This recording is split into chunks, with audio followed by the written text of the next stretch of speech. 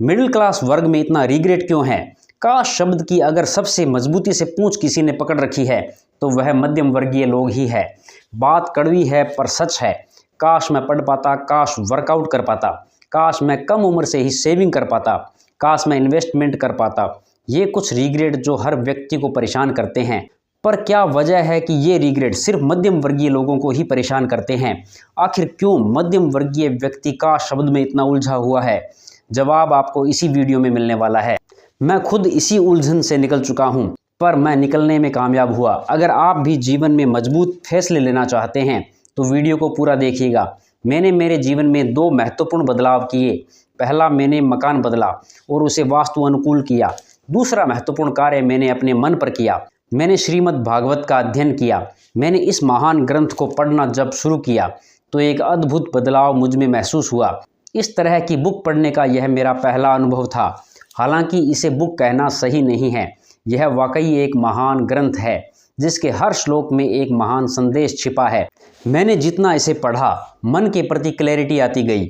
मन पर नियंत्रण की राह मुझे श्रीमद् भागवत से मिली। मेरे जीवन से रिग्रेट जैसे समाप्त हो गए। मुझे समय गुजर जाने का अफसोस नहीं रहा। मुझे अनुभव हुआ कि समय कुछ है ही नहीं, जो है सब अनवरत है, निरंतर है। बस मन ही है जो आपको समय में उलझाता है और समय की कमी का भ्रामक जाल बनाकर क्षणिक व नाशवान सुखों में लगाकर निरंतर आपको उलझाए रखता है। इसी अनुभव से मैंने जाना कि सही कार्य शुरू करने का कोई भी समय गलत नहीं है, बस शुरुआत जरूरी है। यदि मन पर नियंत्रण हो गया तो समझो समय पर भी नियंत्रण हो गया। मेरे इसी अनुभव से मैं आपको 2 महत्वपूर्ण बातें बताने वाला हूं, जिससे आप किसी भी इंपॉर्टेंट कार्य को तुरंत शुरू कर पाएंगे और कभी भी बंद न करने के लिए शुरू करेंगे। और जब लक्ष्य कार्य को करना हो तो सफलता उसे शुरू करते ही मिल जाती है। फिर वह कार्य भले ही मॉर्निंग वॉक हो, एक्सरसाइज हो, योगा हो, मेडिटेशन हो, बुक्स रीडिंग हो, बिजनेस अथवा कोई इन्वेस्टमेंट ही क्यों ना हो, आपने अपने मन को नियंत्रित कर उस कार्य के प्रति हैबिचुअल बनाना है। मन आपके लिए उन कार्यों को स्वतः ही करता जाएगा। आप बस दृष्टा बनकर देखते रहें। अपने जीवन में अच्छी आदतें डालने व उन्हें निरंतर बनाए रखने के लिए मैं आपको 2 सुझाव देना चाहता हूं। पहला सुझाव है अपने घर का वास्तु सही करें और दूसरा सुझाव है अपने मन पर पूर्ण नियंत्रण पाएं। यदि आप ये दोनों कार्य कर लेते हैं तो मैं गारंटी के साथ कह सकता हूं कि आपको जीवन में किसी भी मोड़ पर कोई भी रिग्रेट नहीं रहेगा। बात करते हैं पहले पॉइंट की, जो है आपके घर का वास्तु। मकान में एक दिशा है, ईस्ट ऑफ साउथ ईस्ट। यह दिशा ईस्ट व साउथ ईस्ट के बीच में है।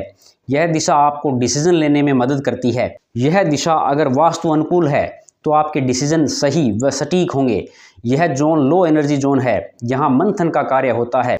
पुराने जमाने में यह स्थान दधि मंथन के लिए उपयोग किया जाता था, परंतु यदि आपका बेडरूम यहाँ है या मकान का मुख्य द्वार यहाँ है अथवा किचन बना है तो यह ईस्ट ऑफ साउथ ईस्ट दिशा आपके लिए दुविधा उत्पन्न कर सकती है। आप फैसले लेते हैं, प्लानिंग करते हैं, परंतु किसी नतीजे पर नहीं पहुंच पाते हैं। आप रोज प्लान बदलते हैं। आप एक कार्य को हाथ में लेते हैं, जल्द ही उसे छोड़कर दूसरे कार्य में लग जाते हैं। अगर आपके साथ भी अक्सर ऐसा होता है तो आप अपने मकान की ईस्ट ऑफ साउथ ईस्ट दिशा को वास्तु अनुकूल करें। यदि आपका किचन यहाँ है तो चूल्हे के नीचे ब्राउन पत्थर से बनी स्लैब लगा दें। यदि आपका बेडरूम यहाँ है तो आप अपना बेडरूम बदल लें। यदि आपके घर का मुख्य द्वार यहाँ है तो उसे ईस्ट ऑफ नॉर्थ ईस्ट दिशा की ओर शिफ्ट कर दें। पूर्व दिशा में मुख्य द्वार E3 व E4 जो कि जयंत व इंद्र पद है में सर्वश्रेष्ठ रहता है। दूसरा कार्य है मन पर नियंत्रण। मन पर नियंत्रण के लिए आपको श्रीमद् भागवत का अध्ययन करना चाहिए। मेडिटेशन की कुछ टेक्निक से आप मन पर नियंत्रण पा सकते हैं। मन पर नियंत्रण के लिए आप हमारे चैनल की प्लेलिस्ट आत्मविज्ञान में जाकर 9 वीडियोज की series mind soul connection technique को जरूर देखें। ये 9 वीडियोज आपको मन पर नियंत्रण की टेक्निक सिखा देंगे। मनुष्य जीवन अनमोल धरोहर है, इसे महान कार्यों में लगाएं, सुखी और संपन्न बने। हमारे साथ यहाँ तक बने रहने के लिए आपका बहुत बहुत धन्यवाद।